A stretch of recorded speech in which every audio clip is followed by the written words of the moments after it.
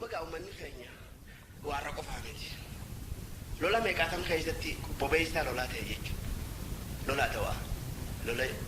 لولا ماجو لولا اوغادين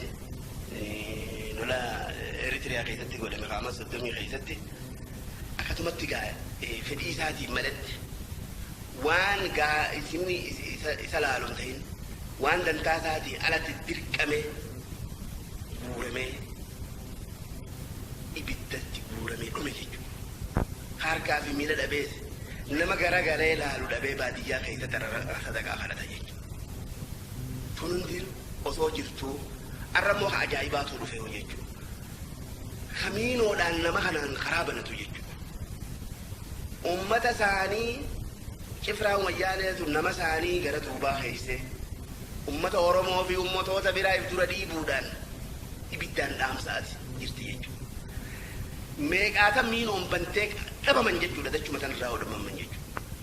Akkasitti haalli kanaa kun lammata kan deebine wanni hin dhaamuuf yaa obboleen kiyya yaa warra isaan dhale Oromoota isaan kana dhale wanni isinirra jiru ilmaan keessan lammadan kennina ilmaan keessan waltaanii agoobara tokko jaarratanii tokkummaa godhatanii namni bakka jiru tokkummaa kanatti haa deebi'u. gara jiruun duuba garee mukatti harraa baqatu malee lammadan kennina ka isii keessa jiruus haala mijjaayetti duuba ta'a qawweetti gara galchee uummata kana badala du'a hamtuu san du'a agartee kabajaa haa du'a kabajaadhaa haa du'u namicha isan qawwee isaatti gara galchee barbadeessetu haa du'u malee lammada miinoodhaan akkam banamne dhaamsaan dabarsaaf warra isaan dhaleefis wanni hin dabarsu habiroon mallee haganaatillee guuruu ta'anii wanni hin dabarsu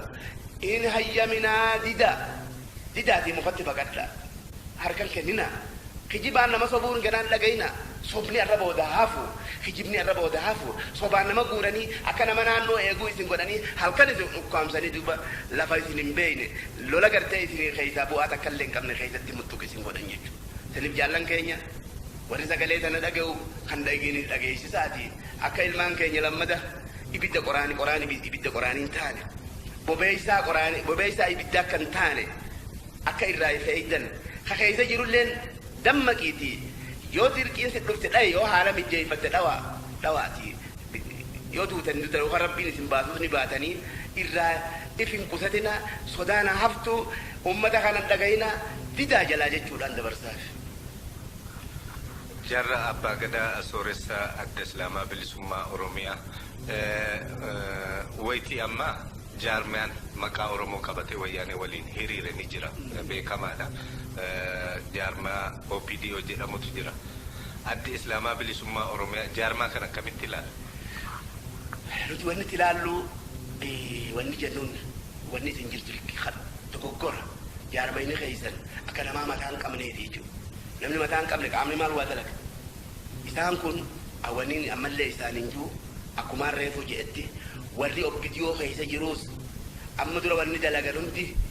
bu'aan fin mirgan harkanne oromoo banni takalleenta godhan hin jirtu mana hospitaalaa faa jaaruu fi waan takka godhuun mirga oromoodhaaf akka ittiin deebifne jechuudha. Har'aan tana isaan Addis Ababaa keessaa bahan jechuudha. Wanni irra xiqqeenyi mirga namaa mirga falmuu dhabuu isaanii xiqqeenyummaan isaanii Finfinnee handhuura oromoo keessa baha kaaya baana jedhanii